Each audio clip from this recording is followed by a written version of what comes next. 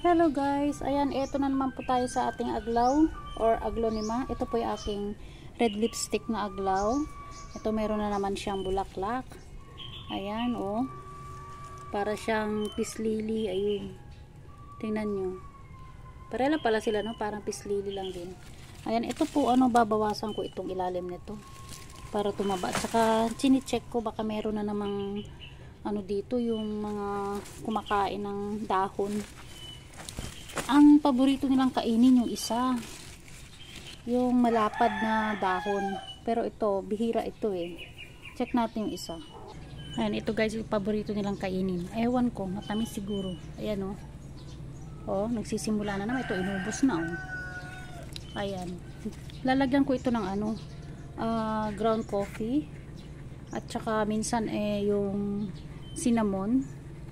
Ayan, nabawas-bawasan na. Ito dati, ito na yung nakain niya dati, hindi ko pa napansin. Ito yung iba pa oh. Ito, tingnan nyo. Ayun.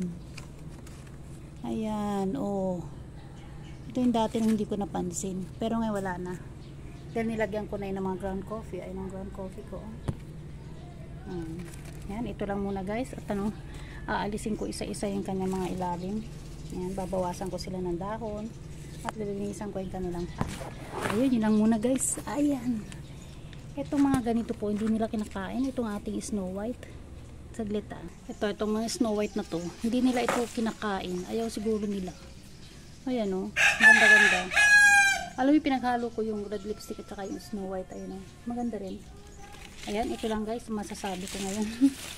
Ayan, naharap ko ang tanim ngayon.